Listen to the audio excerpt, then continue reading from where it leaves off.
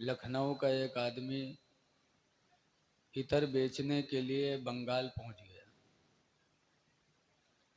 इतर इतर की आवाज़ लगाई तो एक बंगाली निकला, हाथ फैलाया, कहा देखे तुम्हारा इतर कैसा है। तो इतर बेचने वाले ने उसके हाथ में इतर लगाया तो बंगाली ने सूंघने के बजाय उसको चाटा। जब कड़वाया तो मुंह बना के कहता है तुम्हारा इतर बहुत बेकार है, ले जाओ, बहुत खराब है, कड़वा रहा है। तो इतर बेचने वाला अपनी खुपड़ी पीटा, का है अल्लाह हम कहाँ चले आए बेचने, जहाँ इतर की कदर न हो वहाँ इतर बेचने चले आए। बजाय सूंघने के चाट रहा है तो कड़वाएगा नहीं तो क्या होगा। डिबिया बक्से में रखा, नाराज होके लखनऊ चल पड़ा। रास्ते में एक बंगाली देखा बक्सा, कहा भाई क्या बेच रहे हो। कहा कुछ नहीं। कहा नहीं भाई कुछ तो बेच रहे हो। कहा नहीं कुछ नहीं बेच रहा हूँ। कहा अरे भाई क्यों ऐसा बोल रहे हो, बताओ ना। कहा इतर बेचने आया था लेकिन बेचूंगा नहीं। कहा क्यों। कहा जहाँ इतर की कदर न हो वहाँ इतर बेचने से क्या फायदा। कहा क्या हुआ। कहा भी एक साहब निकले, उन्होंने कहा देखे तुम्हारा इतर कैसा है। तो उसके हाथ पे इतर लगाया तो वो चाटने लगा और कहा तुम्हारा इतर कड़वा रहा है। कहा वो है बेवकूफ़, हमको लाओ। भात के साथ खाने वाली चीज को खालिश चाटेगा तो कड़वाएगा नहीं तो क्या होगा। तो वो इतर बेचने वाला और मुड़ पीटने लगा। कहा हाय अल्लाह हम कहाँ पहुंच गए। वही हाल यहाँ है, लगता है कि कोई बंगाली जादू दिखा रहा है, सब खड़े देख रहे हैं। ऐ नौजवानों, आपने इस मौसम में बिस्तर छोड़ा है अल्लाह और उसके रसूल को राज़ी करने के लिए। चले आओ। बड़े खुश नसीब हैं मुंशी अब्दुल्ला रज़वी मरहूम के घर के लोग, उनके बच्चे, जिन्होंने अपने मरहूम की यादगार और उनकी दुआए मग़फ़िरत के लिए महफ़िल सजाई। माँ बाप का एहसान होता है, उनका शुक्र अदा करना चाहिए। कुरान हकीम में अल्लाह फरमाता वश्कुरुली वलिवालिदैक, ऐ मेरे बंदे तुम मेरा शुक्र अदा कर और अपने माँ बाप का शुक्रिया अदा कर। माँ बाप का शुक्र अदा करना चाहिए, बड़ा एहसान है उनका। और जो माँ बाप का शुक्रिया अदा नहीं कर पाएगा वो खुदा का भी शुक्र अदा करने वाला नहीं हो पाएगा। क्योंकि हदीस पाक में मेरे पैगंबर फरमाते हैं मल्लम यशकुरिन्नासा, दुनिया में जो किसी इंसान का शुक्र अदा नहीं कर सकता, लम यशकुरिल्लाह, तो अल्लाह का शुक्र भी अदा नहीं कर पाएगा। खुशनसीब है उनकी औलाद जिन्होंने तने तनहा इतना अच्छा जलसा कराया। और उनकी मग़फ़िरत के लिए आज हम लोगों को बुलाया, दुआ के लिए। दुआ करना चाहिए। एक साल पे उर्स होता है बुजुर्गों का। हदीस पाक में है अनिन नबी सल्लल्लाहु अलैहि वसल्लम, हज़रत नबी करीम सल्लल्लाहु अलैहि वसल्लम से रवायत है अन्नहु काना याती क़ुबूर शुहदाई, कि हुजूर शहीदों की कब्रों पे जाते, अला रासी कुल्ली हौलिन, हर साल पूरा होने पर। जब साल पूरा होता तो हुजूर शहीदों की कब्रों पे हाजिरी दिया करते थे। जंगे बद्र के शहीदों की कब्रों पे जाते थे, जंगे उहद के शहीदों की कब्रों पे जाते थे। लेकिन आज कुछ वहाबी ऐसे हैं, कुछ काकुल वहाबी, जो पुरुषों को मना करते हैं। पूछो क्यों? तो कहीं उसमें नाच होता है, गाना होता है, सर्कस, तो नाच बंद करना चाहिए ना।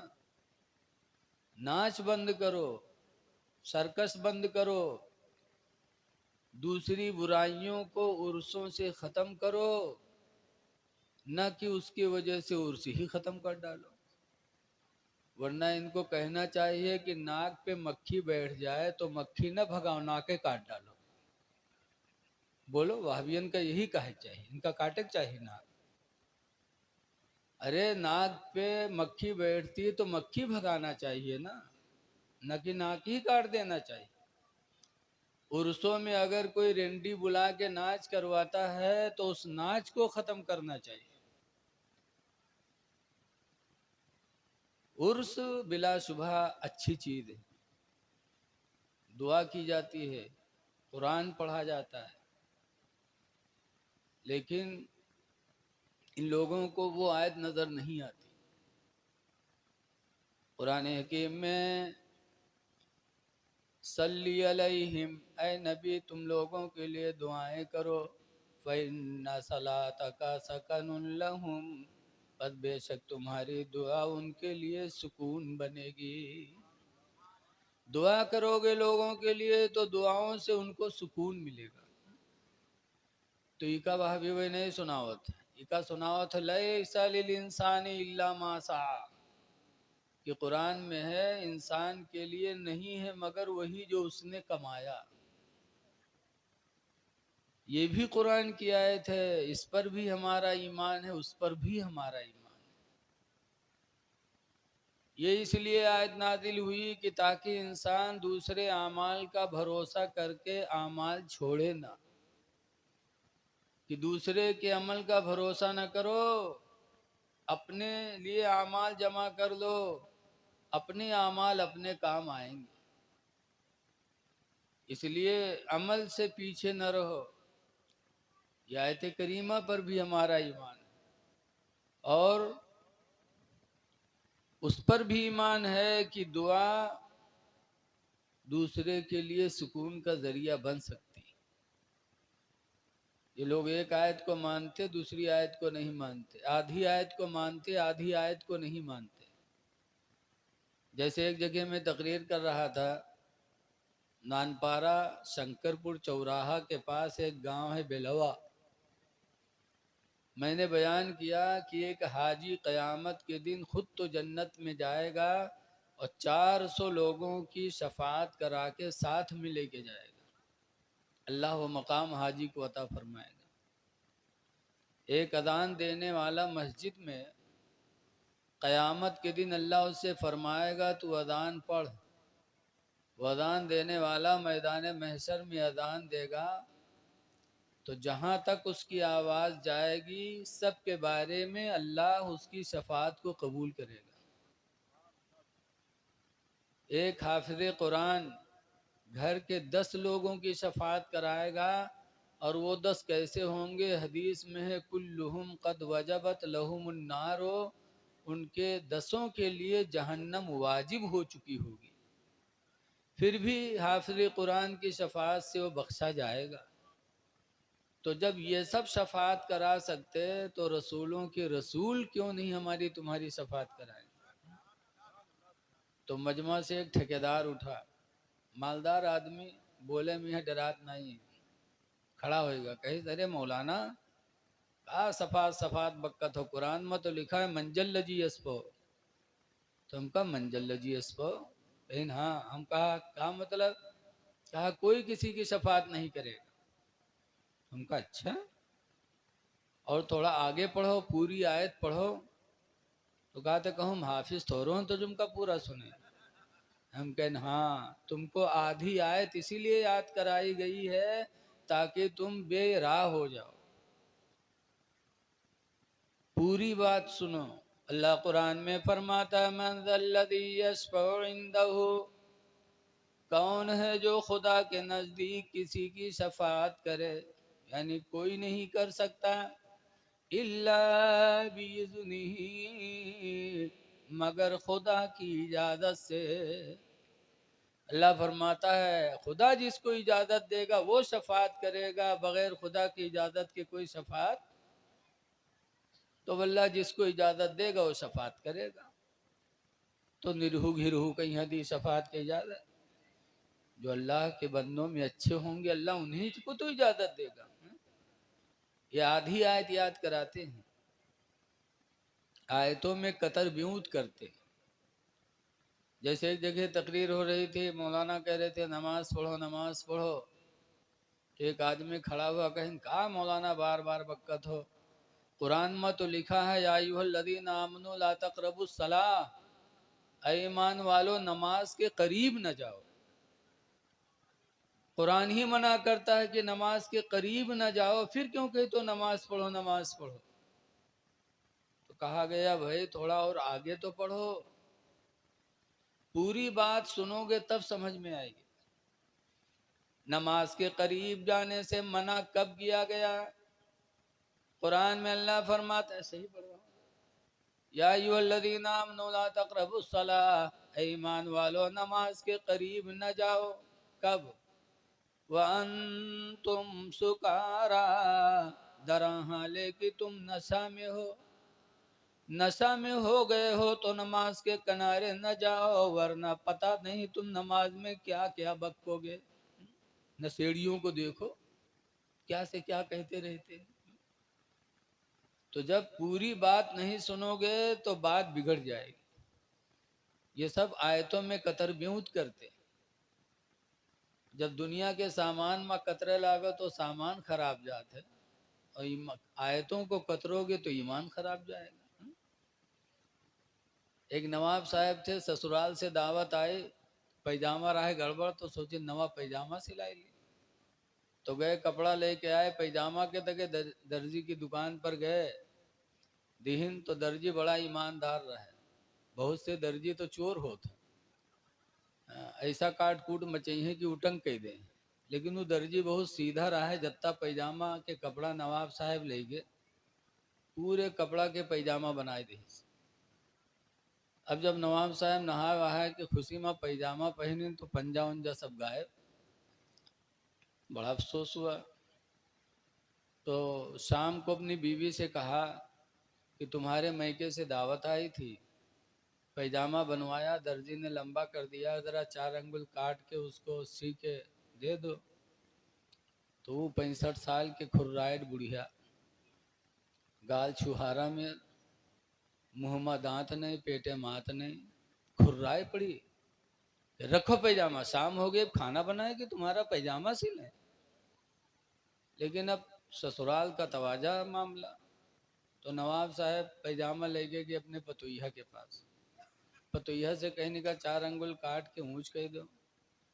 वो 14 सद्दिक पतोइया कहाँ सुने वाली, कहे सब्बू तुमका देखात नहीं है, शाम हो गए है, अब पैजामा सी की खा के काम करी, रखो उधर पैजामा। लेकिन वो ससुराल के तवाजा ऐसा जोश मारे कि नवाब साहब फिर पैजामा लेके बहन के पास गए। बहनिया से कहें तो वह हड़बड़ाई दी, बिटियावा से कहें अबू सवेर न हुई, रखो उधर। मजबूर हो के नवाब साहब पैजामा खूटी पर टांग दी और सोई गए। घर भर सो गए। थोड़ी देर बाद बीवी ने सोचा कि मेरा शौहर है, मेरे लिए इतनी मेहनत करता है और थोड़ा काम का मैंने नहीं किया। तो बीवी एक नींद सोई थी, फिर बेदार हुई, सोचा तो उठा गई, खूंटे से पैजामा उठाया और 4 अंगुल काट के सी के टांग दिया, सो गई। थोड़ी देर बाद पतोहिवा बेदार भय, तो सोचिस कि हाँ हमार ससुर हमका इतना मानत है, अति मोहब्बत से हमका शादी के लाए, और थोड़ी बात कहने हम नहीं माने। वो उठे गए, खूंटे से पैजामा उठाइस और 4 अंगुल काट के सी के टांग दीस, सोए गए। कुछ रात बढ़े, बहनियाँ उनके हुसान कैसा है, हमारा अब्बा हमसे, हमारे भाईजान हमसे पैजामा उचट करे कहना है, हम नहीं किए, हमारे भाई का कत्ती तकलीफ है। वह बहनियाँ उठी, खूंटी पे से पैजामा उठाई, सो 4 अंगुल काट के और सी के टांग दी। सुबह होने वाली थी कि बिटिया वो जागी, तो कही सहाय हमारा अब्बा हम कत्ता मानत हैं और पैजामा थोड़ा काट के ऊँच करे, कहीं हम नहीं मानन हमरे अब्बा का कत्ता दुख हुआ हुई। तो लड़कियों गए खूंटी पे से पैजामा उठे सो 4 अंगुल काट के सी के टांग दिए। सुबह हुई तो बीवी ने कहा पैजामा सी दिया है, जाओ पहन लो। नवाब साहब फिर खुशी के ठिकाना नहीं, जल्दी से नहाए न गए खूंटी से पैजामा उठाए, जब पहनी तो पैजामा का हुआ नेकर हुई गो। तब नवाब साहब अपनी खुपड़ी पीटने लगे, कहन हाय अल्लाह ये क्या हो गया। तो पैजामा में कतर ब्योंत हुई तो पैजामा की हकीकत चली गई। आयतों में कतरोगे तो ईमान चला जाएगा। ऐ लोगों, बुजुर्गों का उर्स करना चाहिए। और उर्स में क्या होता है, शीरीनी होती है, खाना होता है, कुरान पढ़ा जाता है, इसाले सवाब किया जाता है। लेकिन क्या ये वहाँ जाता है? लोगों का सवाल है कि सामने रखकर फातिहा क्यों करते हो। हमारे यहाँ गांव में एक बाबा थे, लेकिन वो झूठ बहुत बोलत रहे। अक्सर बाबा दही मेर होते हैं, तो गांव वाले उनके नाम रख दीन झुठारी बाबा। तो एक दिन 4-5 देवबंदी उनके पास गए, कहीं झुठारी बाबा ये फातिहा सामने खाना रख के करत ही, खाना कबर में जाते कहाँ मुर्दन पास। जाहिल आदमी बाबा। कहीं हाँ भैया रखत हैं तो जैते हुई, तो कहीं जात हुई तो खैते हुई हैं। तो जो झुठारी बाबा कहीं हाँ भैया जय तो खैबे करी हैं, तो कहते खात हुई हैं तो हग तो हुई हैं। बड़े बदमाश होते हैं सब। तो झुठारी बाबा जाहिल आदमी कहीं हाँ भैया खई हैं तो हगवे करी हैं। तो अभी वो कहते तुमरे लोगन के मुर्दन के कबर में बड़ी गंदगी रहा थे। झुठारी बाबा कहीं नहीं भैया गंदगी ना रहा थे, कहीं का है, कहीं हमरे मुर्दा पावत हैं, फातिहा खाना खात हैं, अग्गत हैं, और तुम्हार मुर्दा तो पावत नहीं, भूखे रहा थे तो वही का दौड़ दौड़ साफ किया करत। यहाँ से आमदनी वहाँ से खर्चा। जाहिल को जाहिल ही जवाब दे सकता है, लोहा को लोहा ही काटता है। हम सामने रखकर इसाले सवाब करते हैं, जाता है कि नहीं जाता। ऐ लोगों, कुरान की आयत से अंदाज़ा लगाओ, कुर्बानी के दिनों में अल्लाह को राज़ी करने के लिए बंदा अपने जानवर की कुर्बानी करता है, और जानवर ज़बह करने के बाद खड़ा होकर दुआ मांगता है, अल्लाहुम्मा तक़ब्बल हाज़िहिल उज़हिया, अल्लाह इस कुर्बानी को तू कबूल कर ले, कमा तक़ब्बलता मिन खलीलिका सय्यदना इब्राहीम, जैसे कि हमारे सरदार इब्राहीम अलैहिस्सलाम की तरफ से तूने कुर्बानी कबूल की थी, अल्लाह इसे कबूल कर ले। तो ये बकरवा जो पड़ा ज़बह है, ज़बह किया हुआ पड़ा ही बकरवा हुआ चला जाता है। कुरान कहता लय्यनाल्लाह लुहूमुहा, हरगिज़ हरगिज़ ना उसका गोश्त अल्लाह के यहाँ जाता, वला दिमाउहा, और न उसका खून जाता है। कुरान में कि बकर कुर्बानी का गोश्त अल्लाह की बारगाह में नहीं जाता, ना उसका खून जाता। वलाकिन यनालहु तक़वा मिनकुम, लेकिन सिर्फ तुम्हारी दिल की परहेजगारी खुदा के यहाँ जाती है। तो जब कुर्बानी का गोश्त और कुर्बानी का खून बारगाह मौला में नहीं जाता, कुरान कहता है दिल की नीयत जाती है। तो ऐसे ही हम फातिहा करते हैं, हमारा खाना कब्रों में नहीं जाता, लेकिन हमारे दिल की नीयत का सवाब अल्लाह हमें अता फरमाता है। किया करो, अपने बुजुर्गों की याद ताज़ा किया करो। सुना है, देखो अल्लाह का पहले फरमान सुनो। अल्लाह कुरान हकीम में फरमाता है, मन आमिला सालिहा, जिसने आमाले सालिहा किया यानी अच्छे काम किए, मिन ज़करिन औ उन्सा, वो मर्द हो चाहे औरत हो, वहुआ मोमिन, दरा हाले कि वो ईमान वाला हो। ईमान ज़रूरी है। बहुत से लोग ईमान वाले नहीं हैं, रोज़ा रखत हैं तो भूखन मरा भय उनके, वहाँ सवाब थोड़ी मिलेगा। बहुत से ईमान वाले नहीं लेकिन सदका खैरात करते, उनको भी कोई नेकी नहीं मिल सकती। कुरान ने ईमान की शर्त लगाती है, वह हुआ मोमिन, दरा हाले कि वो आमाल सालिहा करने वाला मोमिन हो। तो अल्लाह फरमाता फलानुहयन्नहु हयातन तय्यबा, तो हम उसको अच्छी ज़िंदगी दे देंगे। अल्लाह का वादा है कि उसे हम अच्छी ज़िंदगी देंगे। तो अच्छी ज़िंदगी का मतलब क्या है? हम और आप यही समझे थे 3-4 मंजिल का मकान हो, 4 पहिया बड़ी गाड़ी हो, दौलत हो, सुबह शाम आदमी आवे तेल लगावे, उकई ज़िंदगी सबसे बड़ी है। बोलो हम लोग तो यही समझते हैं ना। लेकिन हज़रत ज़िहाक कहते हैं कि अच्छी ज़िंदगी किसकी है?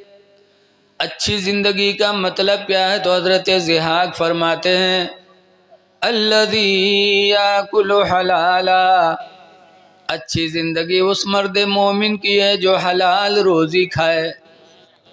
वयल्बुसु हलाला, और हलाल लिबास पहने, जिसके कपड़े हलाल हों, जिसकी रोज़ी हलाल हो। यह हज़रत ज़िहाक कहते हैं कि उसी की ज़िंदगी सबसे अच्छी है। ये न देखो कि मंजिला मकान कितना है, यह न देखो कि चलने वाला 4 पहिया से चलता है, उसकी ज़िंदगी अच्छी ना समझो। जो इलेक्शन में जीत जाए उसकी ज़िंदगी अच्छी ना समझो, उसकी ज़िंदगी अच्छी समझो जिसकी रोज़ी भी हलाल हो, जिसका लिबास भी हलाल हो। अल्लाह अच्छी ज़िंदगी अता करेगा। हज़रत ख्वाजा मोइनुद्दीन चिश्ती हसन संजरी रहमतुल्लाह अलैह के बारे में आप बहुत कुछ सुने भी और सुनते आ रहे हैं। कैसी ज़िंदगी ख्वाजा गरीब नवाज को दिया। एक ज़माना हुए हमारी नज़रों से पर्दा पोश हो गए, लेकिन आज भी उनकी हुकूमत हम लोगों के दिलों पे बाकी है, बाकी है। अल्लाह ने ऐसी अच्छी ज़िंदगी दी। सुल्तान औरंगज़ेब आलमगीर, हिंदुस्तान के बादशाह, एक मरतबा गरीब नवाज के मज़ार पे हाज़री देने गए तो देखा एक अंधा बैठा बक रहा है, ऐ गरीब नवाज आँख दे दे, ऐ ख्वाजा आँख दे दे, अगर नहीं देगा तो तेरी मज़ार गिरा दूंगा। जलाल में वो अंधा था। ऐ ख्वाजा आँख दे दे, नहीं दिया तो तेरी मज़ार गिरा दूंगा। औरंगज़ेब आलमगीर ने सुना, हैरत हो गई, करीब में गए, पूछा अंधे भाई तुम कितने दिन से आँख मांग रहे हो? कहा 5 साल हो गया, 5 साल से आँख मांग रहा हो, गरीब नवाज ने नहीं दिया, आज नहीं देगा तो उसकी मज़ार गिरा दूंगा। औरंगज़ेब आलमगीर सुन्नी थे, वहाबी नहीं थे। उन्होंने कहा सुन अंधे, मैं हिंदुस्तान का बादशाह औरंगज़ेब हूँ। जैसे इतना सुना अंधा कांपने लगा। औरंगज़ेब आलमगीर फरमाते मैं जा रहा हूँ गरीब नवाज की मज़ार पे हाज़री देने, और अभी वापस आ रहा हूँ, अगर तेरी आँख सही न हुई तो तेरी गर्दन उड़ा दूंगा। वो जो बादशाह थे, जो कहते थे करते थे, चले गए। अब अंधा बेचारा रोने लगा कि ए ख्वाजा आँख दे दे, ए ख्वाजा आँख दे दे, अब तक आँख की बात थी, अब जान की बारी आ गई। ए ख्वाजा आँख दे दे वरना औरंगज़ेब बड़ा ज़िद्दी है, कत्ल कर देगा। रो रो के अंधे ने अब दुआ मांगी तो अंधे की आंखों में रोशनी वापस आ गई। जब औरंगज़ेब आलमगीर फातिहा पढ़ के निकले, बादशाह थे हिंदुस्तान के, और सिर्फ बादशाह ही नहीं थे, वली थे, वली थे, आलिम भी थे, वली भी थे। जब निकले तो उनकी ताज़ीम के लिए लोग खड़े होने लगे। अंधो खड़ा भो, अब आँखें फाड़ फाड़ उनका देखे कि देख लें हम लंग के हमारा आँखें सही होएगी। जब औरंगज़ेब करीब आए, कहा क्या हुआ, तेरी आँख में रोशनी आई? कहाँ बादशाह सलामत, मेरी आँखें ठीक हो गई। तब औरंगज़ेब फरमाते हैं नादान, तू कहता है 5 साल से गरीब नवाज ने आँख वापस नहीं किया, तेरा मकसद आंख में रोशनी मांगना नहीं था, तेरा मकसद तो इसी बहाने भीख मांगना था। गरीब नवाज भीख तुझे दिलवाते थे, और जब तूने दिल से आंख मांगी तो गरीब नवाज ने तुझे आंख अता कर दिया। पता चला कि गरीब नवाज से जो जैसी अकीदत रखेगा, अल्लाह ताला उनके वसीले से अपनी रहमतों से वैसे ही माला माल करेगा। कितने लोग ऐसे हैं, हमारे बहरेज महासी विधानसभा के साबिक विधायक दिलीप वर्मा, कोई लड़के नहीं पैदा होता रहा, गए अजमेर तो वापस आए तो एक लड़का पैदा हुआ, तो वर्मा बिरादरी के हैं, तो अपने बड़े वो लड़के का नाम रखिन अजमेरी वर्मा। आज भी उनके लड़के का नाम अजमेरी वर्मा। बताओ, जब उन लोगों को ये अकीदत है तो मुसलमान होकर के अकीदत नहीं रखता। अल्लाह ताला अपने नेक बंदों के वसीले से अपनी नेमतों को बांटता रहता है। देता अल्लाह ही है, लेकिन वसीला अल्लाह वाले बन जाते हैं। खुश नसीब हैं वो लोग जो गरीब नवाज की महफिल सजाते हैं। अच्छे आमाल करो। देखो, आज सोचो ज़रा कि गरीब नवाज को